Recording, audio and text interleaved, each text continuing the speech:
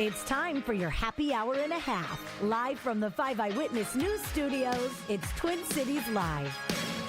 Hey everybody, welcome into Twin Cities Live on this Thursday. It's Friday Junior or Weekend Eve, however you want to think about it. It feels good. Yesterday at the Home and Garden Show, though, I did say to people I was saying goodbye to, I was like, have a great weekend. And then I'm like, wait a second. I know. It is Wednesday. I told Mike Marcotte, he was in my ear, he was producing here, and I go, I don't like these little split, like special shows during the middle of the week. Like, we need to have these only on Fridays because this is throwing me off. I know. Because if we do a TCL in your town or we do a special show, it usually falls on a Friday. I know, it felt like kicking off the weekend when I was out at the Home and Garden Show. We'll talk about that in just a minute, but we've got lots of good stuff coming up in this next hour and a half. You know, this is the time of year when the seasons shift for sports for kids. You know, you kind of wrap up some of those winter sports. We're moving into the spring ones. We've got some expert advice on how to get those little athletes fueled up right. It's a challenge. And we are going to use a term that's very difficult and triggering for a lot of parents. The term picky eater. I was like, where are you going with this? Going picky eater. It can go a lot of different ways. When you say a term that's going to trigger parents, well, it could be about 1,000 different terms. But I have said this in many text messages to my sisters that feeding children is the most soul-sucking job. Mike, am I right? There is nothing that will humble you faster than presenting a plate of food that to a group of children. You've slaved over. Oh my gosh, that you shopped for. I mean, the amount of times you put thought into. I put 3 plates out, and then I'll just hear like, and I have to like turn around, I have to hold the counter, I have to deep breathe, I have to be like, they're just children, you just need to calm yourself down, because I want to just lose it. It's really a hard part for me. I understand. I mean, it didn't happen very often because I was a big eater when I was a kid. Well, when I was a kid, we never pulled this stuff on our parents. This is a modern day problem. I do think that there's maybe a time or two when I was growing up between the 4 of us kids that somebody was throwing a fit, and I do remember my parents being like, okay, then don't eat it. Like, then they would just take the plate away. Yeah. And what happens? You come back 30 minutes later and you scarf down that food. True. Because they're not making other food for you. I know, but we don't do that. No, we're raising softies. We're so soft. And I will admit it. I'm so soft as a parent. So brutal. Also on this show, this is going to be really fun. So Kristen's going to introduce us to a Coon Rapids woman who's breathing new life into furniture. Everybody has these like pieces of furniture that either been passed down or it's a family heirloom, but you know, it gets used and sometimes it gets beat up. I know. And she's going to bring it back to life. I was obsessing over her website. It looks so cool. This is a very genius idea. And Hockey Week continues, my friends. This is the week. The games are going on. Everybody's making the plans. So fun. Of course, Pour Moi Climate Smart Skincare is the sponsor of our Hockey Week here on Twin Cities Live for the 3rd year running. I learned something really fascinating about their skincare products that I did not know.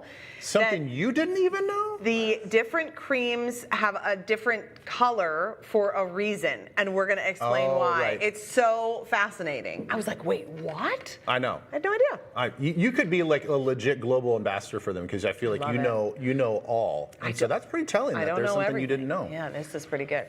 So yes, if you tuned into our show yesterday, it was a little bit different. We called it a split show. I was here in the studio all by my lonesome and doing the whole thing solo. I almost called it a game. It's not a game. I haven't played a game in years. But anyway, so Elizabeth was at the Home and Garden Show at the Minneapolis Convention Center, and you did such a good job. There was our good friend Cody from Minnesota Rusco. So how did it go? You know what? It was really great. The Idea Home is a must stop. Every year it's so much fun, but this year, I don't know, I loved it even more. Minnesota Rusco did the kitchen, they did the showers in the bathrooms, they did some cabinetry in that whiskey room, and it just is inspiring to just walk through and see all the possibilities of things that you can do in your home. Yeah, and sometimes it's not even just about the products that like, oh, I need to buy that. Sometimes it's a color scheme that you might be thinking like, oh, I didn't realize that you could do that with that. Yeah. Oh, I might just change my backsplash, or I might just make hardware. The hardware is an easy one. Huge. You change the whole look of your whole kitchen if you just like the little poles and knobs, just replace those. Yeah, so really fun. Big deal. So it was very, very fun. We had a great time, and I met a lot of folks who watch Twin Cities Live Live, so lots of people came up and said hello. A lot of people were like, "Where's Ben?" I said, "He's in the studio. Playing his game. He's at the game. He's at the game. Pre-gaming. He's at the big game. Carb loading. What do you think he's doing?" That's what he's doing. I met lots of people. And then we went last night, Jay and I went to the barn again down on the U of M campus. I'm kind of jealous about that. Well, you were invited last year, but then this year we traded you out for some other friends. I should have sent some pictures. You upgraded. I have some pictures. No, it wasn't an upgrade. It was just an even trade. We did go with 2 Badgers, which was really fun. But Kevin Dorn was there because Kevin Dorn was delivering the weather forecast during the game. The Badgers were in town to play the Gophers, and that's where we saw Kevin. And so then I saw him up on the big screen. Yeah. And then my seats were kind of like, maybe you see, I don't know. Can you see me there? No, I don't think so. But I saw Kevin, and then I was, there he the is. picture I took of him. You know, I didn't do the greatest job of taking it because his eyes are closed, but that's I was okay. Panicked, and I was excited. Well, it's not like they give you a warning and say, they don't give you a countdown and say, hey, here's Kevin Dorn's coming up. So you just see it and you get your phone out as fast as you can. I freaked out. I was so excited. So then I texted Kevin. I was like, I'm here. I see you. Here's my picture. I took the picture. It was very exciting. But it was so much fun. I saw all sorts of people, sorts of people that we know there. And I say again, I love the barn. I think it is a good barn time. Is the greatest thing, and I just always want to make a plea to the University of Minnesota: don't change it. Don't make maybe it the concourses. Maybe the maybe upgrade the concourses. Our friend that we were with, our mutual friend, we were there with the Bollingers, and Brooks that we were walking, and he's like, you know, this place is the worst, and I love it. This is what he said. It's the worst in a good way. I was like, this is how I feel. I love it. Yeah, because there is a point where when it's like aging, it's just like, oh, this is so bad. But now we're past that point, and now it's really cool. It's cool. You know, it's like, oh, we have this really old kind of relic that everybody embraces, and it makes it special. So special. Like, you don't need to have all the fancy new things. Just maybe some updated concourses is all, and that's it. It was keep really the inside, fun. the inside the arena, keep all that the same. It was really, really fun, and the Badgers won.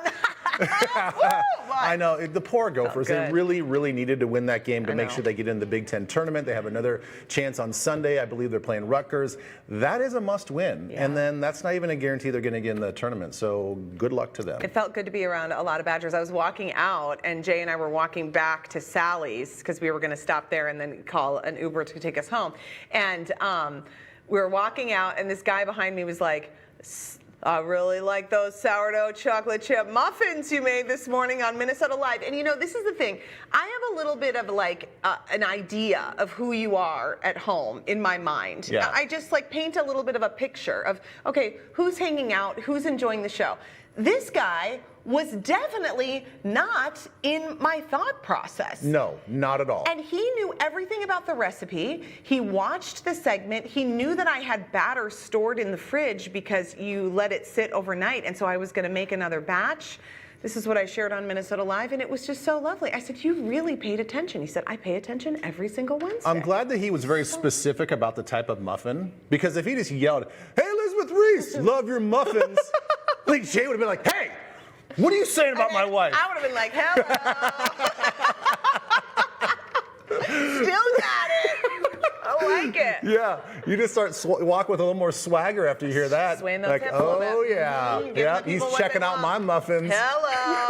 He really knew all the details. Yeah, he was even good. a Gopher fan, and he was very, very nice. So yeah. it was really lovely. It was a good time. It was fun to be out and about. How about that? A Gopher fan, knowing that you are a Badger fan, he was nice to you, then he even complimented you on the muffins that you made for Minnesota Live. He did take a What dig about the red and white that I was wearing, but you know, they have to do that. I got to be honest, red has always been one of my favorite colors, and so I definitely lean more towards Badger colors than I do Gopher colors. Should I get you a Badger sweatshirt? No, you shouldn't. No, you would look so great in it. Oh my gosh, Christmas is coming. I mean, there was a small time when I was growing up that I saw the Badgers play football on Saturday afternoon, and I go, oh, that looks like a cool place to play. Yeah, it was cool. And Brooks, who we were with last night, played football at Wisconsin, and we all around the table had the discussion of that none of us would get in now It's so hard 'cause to it's get so- in. I mean, None that's of us. all- I mean, well, none of them. They were all athletes, so I would not get in again. I had no athletic ability. The rest of them were all like, oh, Yeah. I went and I didn't even Can you pay. play a sport? Great. We're just going to open the door for you. Jeez. Yeah, it's a very tough school to get into. Yeah, Very it's tough. academically strong. But it was just really fun. The rivalry is the best. I know. You got to it's have great. it. You gotta And have it. Kevin Dorn killed it. He brought so much energy. Yeah.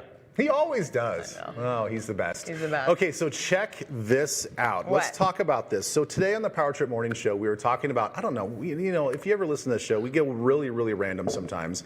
And we were talking about how grocery cart etiquette and how it differs from state to state and even like city to city. Oh, well, we were just talking about grocery bagging a couple Right. weeks ago on this show. Right. Okay. So Corey was telling a story, and we all just kind of jumped in, and we feel like collectively here in Minnesota, we all do a pretty good job of returning the carts back to the little return thing, Yeah. either in the parking lot or inside the store. It's because You- we're decent human beings Right. with morals and values. So that's what we're saying. Like, it is kind of a snapshot and just sort of like how the culture is that where you are. If you go to Florida, it's like they don't even care. Like your car is dodging shopping carts as you're trying to find a parking spot because people do not care. Oh my I don't get it. gosh. And there's other places. We were in Palm Springs a couple years ago.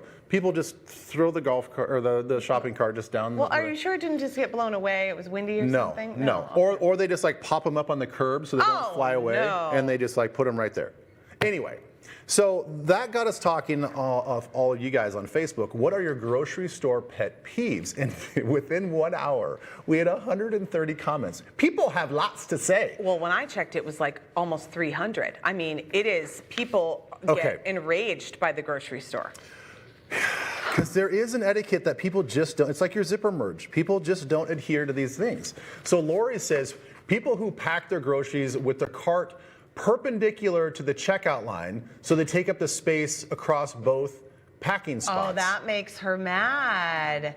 Okay. I don't run across many people that do that, but I understand how that would be super annoying. So I do that if there isn't active grocery happening on the next lane Sure, next you're- to me. you're aware of because I what's like going to on. be aware. I don't like my cart to be so long and sticking out into the walkway of where people are Yes. trying to go. This also depends on the size of the grocery store. some context And the amount of, like in my co-op, there's very little space from the checkout to the wall. Yes. So I don't want to get into traffic. You really need to assess your surroundings. Yeah.